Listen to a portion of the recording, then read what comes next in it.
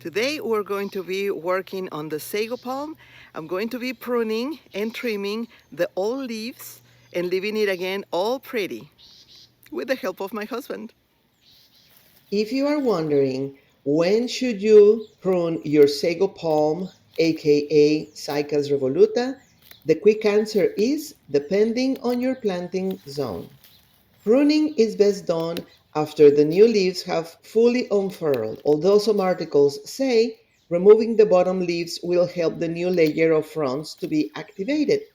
I just like to trim and prune the old and damaged fronds to keep it happy and to avoid bugs that love rotting plant materials.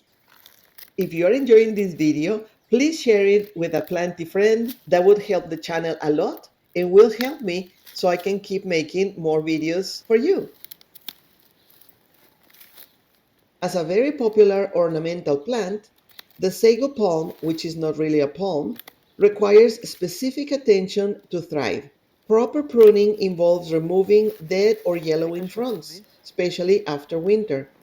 This not only keeps the plant looking tidy, but it also helps prevent disease. Avoid cutting the green fronds unless absolutely necessary, as they are vital for the plant's photosynthesis process. It's typically recommended to prune a sago palm at the beginning of spring as new growth emerges, allowing the plant to recover through the growing season. Some people remove all their fronds. I do not recommend that. It's super stressing for the plant. In addition to pruning, consistent care is crucial for the well-being of the sago palm. It involves ensuring the plant receives adequate sunlight, water, nutrients. The Cycas revoluta thrives in well-draining soil, and it should be watered only when the top inch of the soil becomes dry. Too much water, too much moisture can lead to root rot, while too little water can hinder the growth. I have a video where I show what happened to us, and one of the sago palms was in the worst place to be planted. And unfortunately, when we were trying to prune it and take care of it, it completely fell apart on us. I will link it at the end of this video. Can you cut the top off of your sago palm? Well, it is possible to remove the top of the sago plant completely, and it will come back as soon as the warm weather is back. But it is not recommendable because it stresses the plant so much and it makes it work harder just to start growing the new fronds. So just trim the bottom ones, all the ones that are damaged no matter where they are located in the plant, top or bottom, but leave the healthy ones around. Is better for the plant. It helps it keep growing. So, yeah, you can, but you shouldn't. How long do the sago palms live? Sago palms, Cycas revoluta, can live for a very long time, often exceeding 200 years.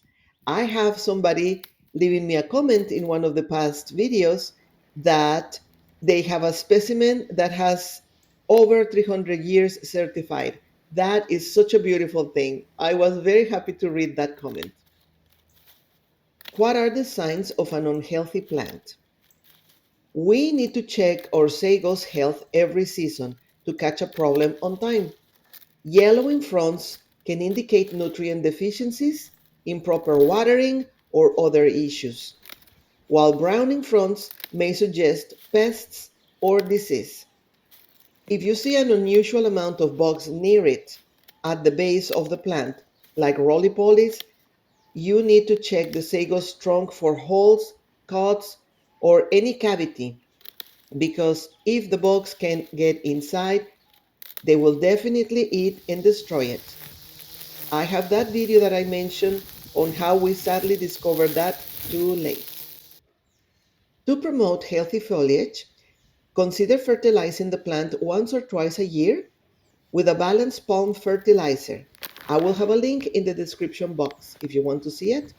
It is enriched with micronutrients such as magnesium and manganese, which are beneficial for sago palms. But in reality, as long as you're giving it some type of fertilizer and vitamins, it is always welcome. When it comes to vitamins, sago palms benefit from specific nutrients that support their overall health.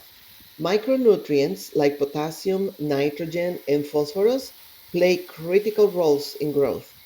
Also, regular applications of organic compost can enrich the soil, improving nutrient availability.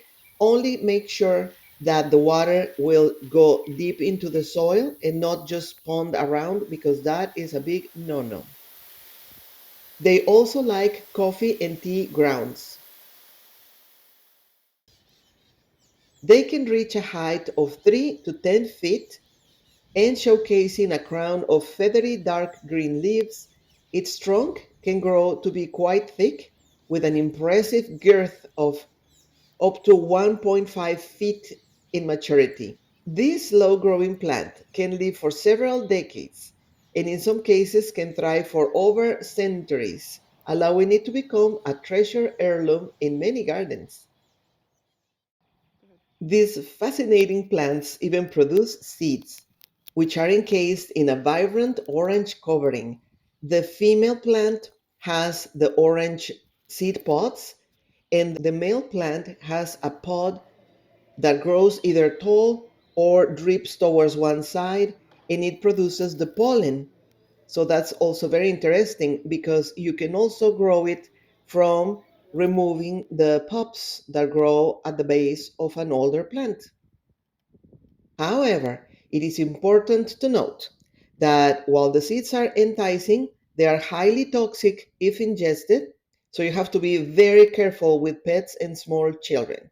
Some people are allergic to them. I am not.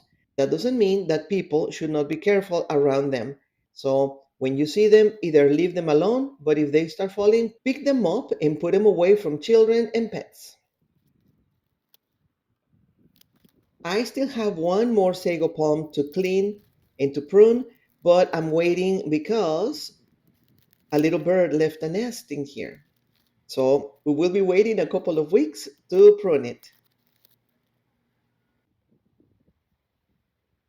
If you're finding this video helpful, please click or tap the like button. That will help the channel immensely.